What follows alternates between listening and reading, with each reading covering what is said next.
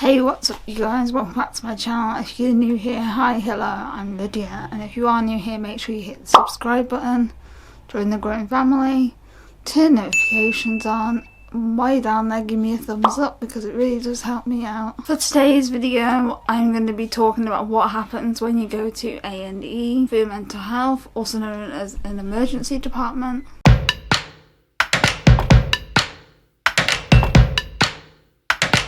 Honestly, when you go to A&E for your mental health, it depends on how you go there.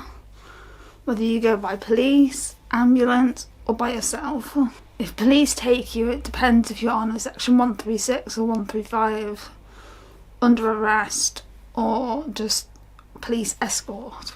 Now, personally, I've been to A&E a lot with police.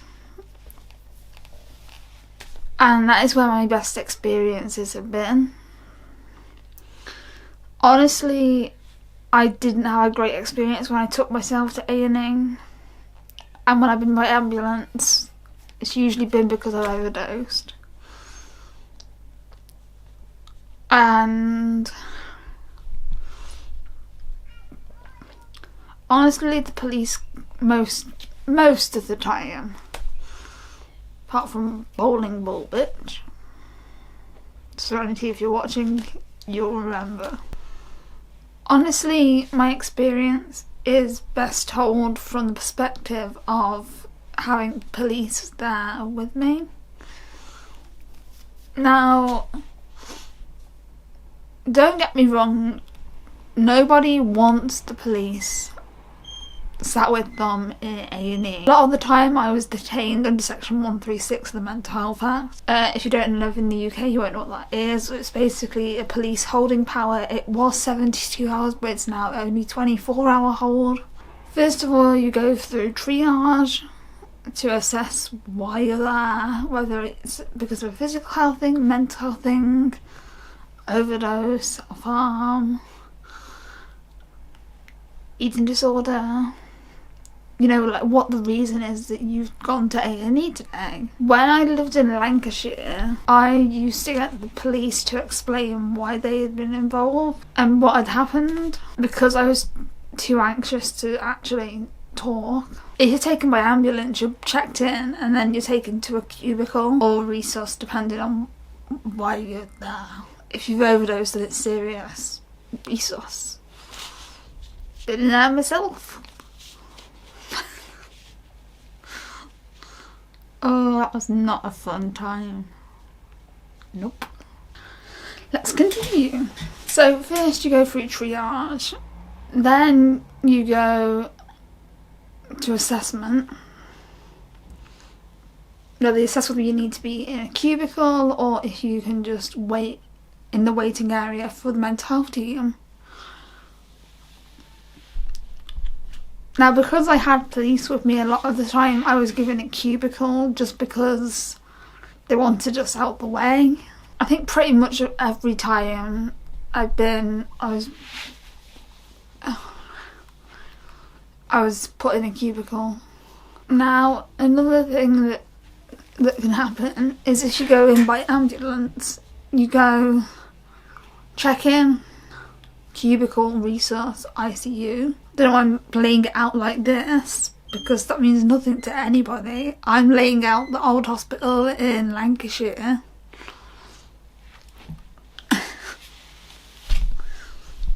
It's the only hospital I can remember the layout of.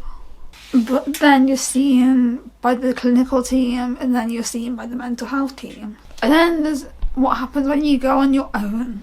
So yeah, there are a few different pathways you can go into A&E, but most of the time it's the same outcome. You're left waiting.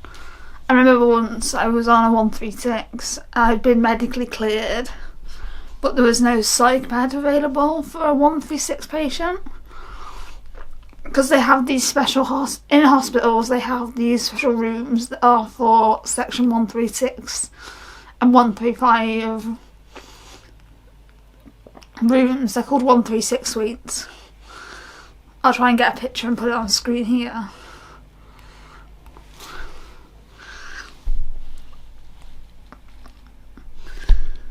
Now, honestly, the time I was left waiting, I was so tired.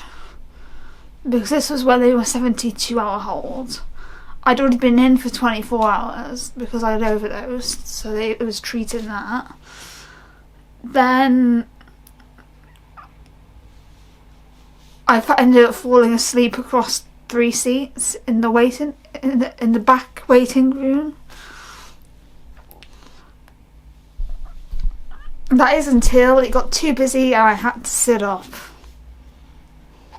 I would like to point out I was also handcuffed, so it wasn't very comfortable. I was handcuffed out in front because I kept pulling my hair and scratching at my arms, which at the time were covered in cuts, so not the best thing to be doing. But honestly, yeah, there's not much more I can say about A&E. I had a very different experience when I went to urgent care with my mum. That experience was different to A&E. I've never actually been to urgent care for my mental health before. I've been to out of hours for my mental health before, and I got prescribed diazepam.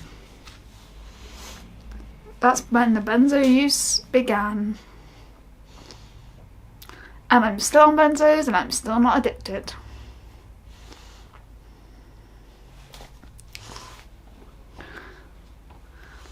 I haven't lived in Lancashire since 2018.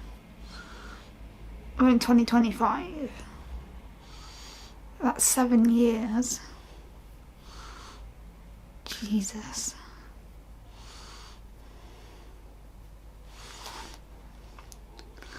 Anyway, thank you for watching, and if you want to see another video about going to the emergency department for your mental health, check out this video on Alana's channel. If you don't know who Alana is, this is Alana. This is her YouTube. This is her Instagram. We love Alana. Alana is a big supporter and my best friend. So, yeah, stay tuned. Thank you for watching, and I'll see you in my next video. Peace.